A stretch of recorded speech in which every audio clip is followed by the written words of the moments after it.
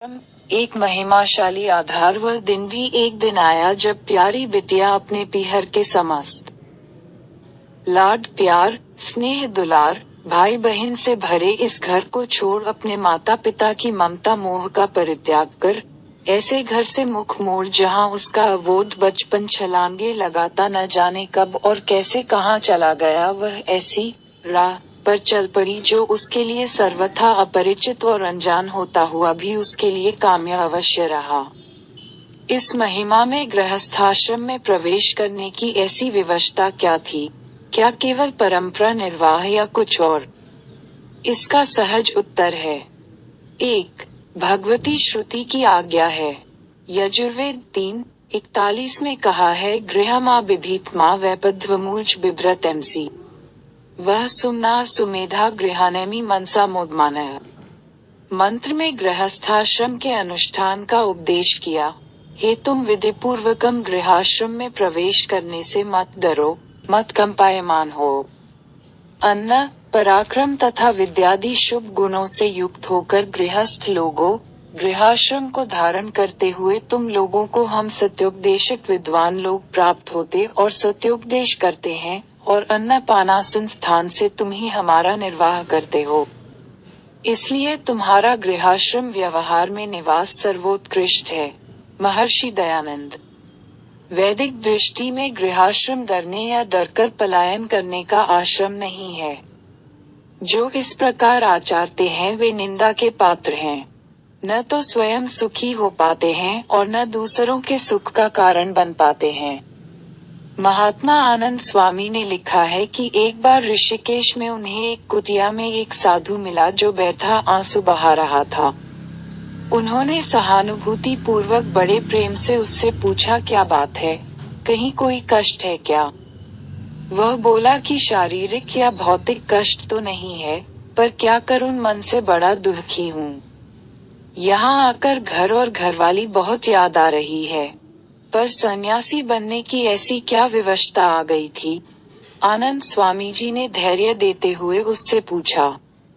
वह बोला, आप ठीक कहते हैं, विवशता ही ऐसी आ गई थी। एक बार किसी बात पर पत्नी से विवाद हो गया। मैंने धमकी दी, यदि मेरी बात नहीं मानी तो मैं कपड़े कर बाबाजी हो जाऊंगा।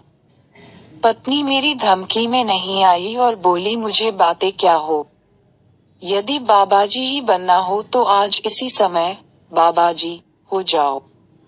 तुम्हारी परवाह ही कौन करता है। बस क्या था, मैं भी उसे डराने घर से भागकर यहाँ आ गया।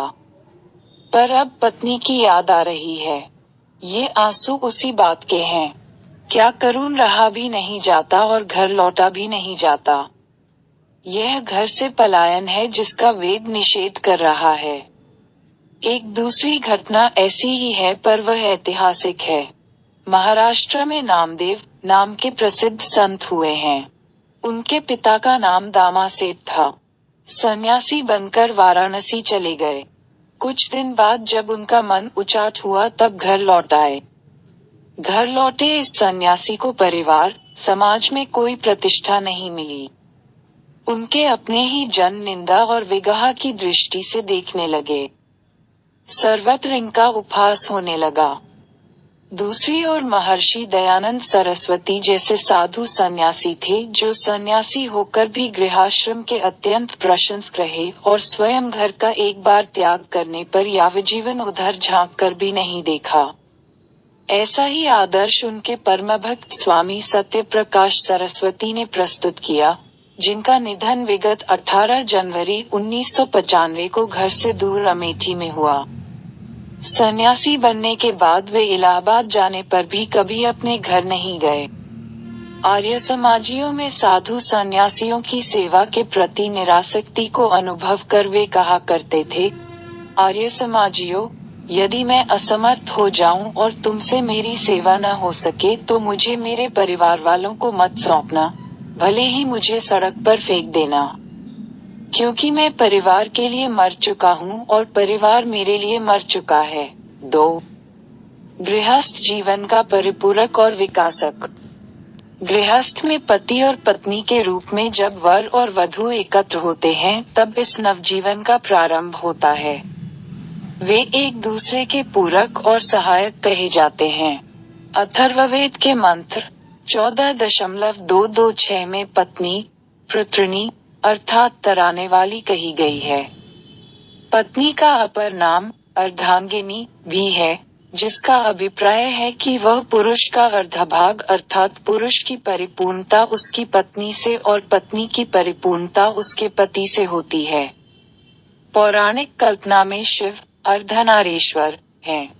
मनोवैज्ञानिकों के अनुसार प्रत्येक पुरुष में कतिपय स्त्रियोचित और प्रत्येक स्त्री में कतिपय पुरुषोचित गुण होते हैं। अंग्रेजी में पत्नी को बेटर हाफ कहा गया है। शतपथ ब्राह्मण के रचयिता का कथन है, अधोहा वाश आत्मनो यज्जाया तस्मात् याविज्जाय न विन्दते नैव तावत् प्रजायते असर्वो ही तावत् भवति। शतपथ ब्राह्मण 5.2.1.10। जाया आत्मा का अर्ध भाग है, अतः जब तक जाया प्राप्त नहीं होती मनुष्य प्रजावान नहीं होता, वह अपूर्ण रहता है। तैत्तिरीय ब्राह्मण के ऋषि का वचन है, अथो अधो वा वशा आत्मन यत्पत्नी। तैत्तिरीय ब्राह्मण 3.35। पत्नी आत्मा का अर्ध भाग है। महाभारत के शाकुंतलोपाख्यान में पत्नी के इसी स्वरूप को स्पष्ट किया गया है।